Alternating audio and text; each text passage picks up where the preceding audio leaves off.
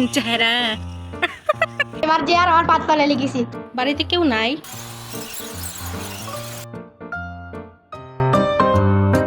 High জনগণ, welcome to my first blog.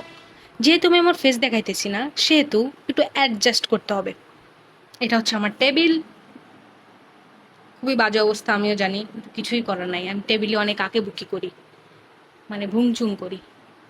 ভালোই লাগে আঁকতে, সুন্দর না? আপনার একটা মজার জিনিস দেখায়। আমি যেহেতু বিশ্বকাপ খেলা হচ্ছে, এখানে আমি একটা কার্টুন আঁকছিলাম আর জার্সি আঁকছিলাম, মানে ব্রাজিলের জার্সি। কিন্তু আমাদের বাড়িতে শুধু আমি একাই ব্রাজিলের সাপোর্ট করি, আর কেউই করে না। সেহেতু আমি যেহেতু ব্রাজিলের জার্সি আঁকছি, আমার ছোট বোন আর বড় আপু কি করেছে আমার টেবিলটা, এখানে লিখেছে নাদান হস্তি 7 আপ। একটা ডায়লগ ছাড়া তো এটা কোনো ডায়লগই পারে না। কি আমি কত সুন্দর করে আঁকছিলাম, আল্লাহ! আর এরা কি বিজিবি! সকালে উঠে আমি দেখে তো মাথা পুরো একদম গরম হয়ে গেছে। মানে ফালতু পোলা পায় না, একটা একটা ডায়লগ ছাড়া তারা পারেই না, তাই না? আর আমার টেবিলের এখানে আমি কার্ড লাগাইছিলাম অনেকগুলা, মানে পুরোটা কার্ডে ঢাকা ছিল। আমার আপু এগুলো সব উঠাই ফেলছে। এত জ্বালায় পোলা পায়, মানে আসলে মানে আমাকে, মানে আমি একটু সেলিব্রিটি টাইপ, তো এই জন্য আসলে মানে অ্যাটেনশন পাইতে চাই, ঠিক আছে? এই জন্য এইসব করে আর কি। বাড়িতে কেউ নাই, সেহেতু আমার মনে হচ্ছে এখন আমার কিছু খাওয়া উচিত। খাওয়া উচিত, হ্যাঁ। কিন্তু কি খাবো আমি জানি না, তাই মানে কিছুদিন যাবত না আমার টক টক কিছু খাইতে মন চাচ্ছে। তাই একটু দেখি ফ্রিজে আছে কিনা, থাকলে মাখানোর চেষ্টা করব। চেষ্টা না, মাখাবো আর কি। চলো। ফ্রিজ খুলে দেখি যে ওখানে অনেকখানি তেঁতুল ছিল আর ঝালও বাটা ছিল। আমার এক্সট্রা কোনো কষ্ট করতে হয় নাই। তারপরে আমি লেবু কাটে নিছি, জানি না আজকে কি বানাবো, যা কিছু একটা বানাবো আর কি। লেবু কাটি নিয়ে আমি তেঁতুলের ভিতরে, তেঁতুল না, এটা আসলে ঝাল বাটা ছিল, ঝালের ভিতরে 4টে লেবু একদম এমনভাবে দিয়েছি, কড়া একদম। তারপরে দিয়ে দেওয়ার পরে তারপরে ওর ভিতরে আমি অনেকখানি তেঁতুল দিয়ে দিই, যেহেতু আম্মু বাড়ি ছিল না, ইচ্ছা মতো তেঁতুল দিছি। তারপরে আমি গাছ থেকে 2-3টা আমরা পারছিলাম, সেটে কাটে ওর ভিতরে দিই। সরিষার তেলও দিয়ে দিই। কি ঘোড়ার ডিম বানাচ্ছে আমি নিজেও জানি না, আসলে আবিষ্কার করতেছি। আবিষ্কার না, এক্সপেরিমেন্ট করতেছি। আবিষ্কার এক্সপেরিমেন্ট এক, যাই হোক জানি না, মানে মনে পড়তেছে না আর কি।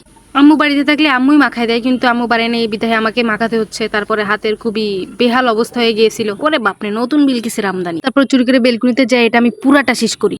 খাওয়া শেষে আমি ছাদে আসছি। পরিবেশটা অনেকই সুন্দর, মেঘলা আকাশ, আসলেই ভালো লাগে। এখন আমি একটু বাইরে যাব। বাইরে আমার একটা পোষা কুকুর আছে, তার সাথে সাক্ষাৎ করতে। চলো। এই লালু ভালু, ছি এই অসম্মান করে কথা বলি কেন? এই লালু বলু, সম্মানের সহিত জানানো যাচ্ছে তিন্নি যখন ব্লগ করে। মারে ফেলবো তোরে একবার। কি আজকে ব্রাজিল সাপোর্ট করি বলে তোমরা এইভাবে আমাকে অপমান করছো?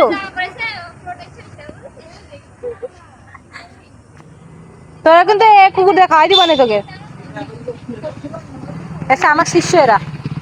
তাকাবে না, তোর চোখটা দেখা, তোর হাসিন চেহারা। তারপর আমি বাইরে ঘোরা শেষে একটু ঘরে আসছিলাম, যে আমার রাত 2 তারিখ থেকে পরীক্ষা, একটু পড়াশোনা করা উচিত, কিন্তু আমি না পড়ে বইতে ভুংচুং করতেছিলাম।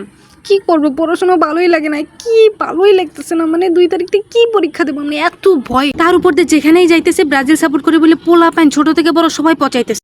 আমি ব্রাজিল কথা কই কিটা আমার কি করবেন? এই যে পাত্তারানি গান নেইমার দিয়া সিবিএফ রাখলা। তুই দেখা এই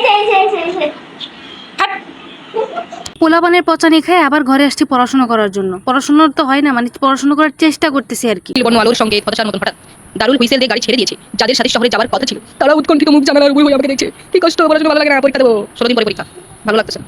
কি পরীক্ষা দেবো? পরীক্ষায় তো আমার দিয়ে দেবে মনে হচ্ছে। জীবনটা লস প্রজেক্ট। আজকের মতো এখানেই টাটা, বাই বাই। আকাশ দেখে দেখতে বিদায় নাও, আবার দেখা হবে। না কথা হবে আমার নতুন কোনো ভিডিওতে। Bye bye.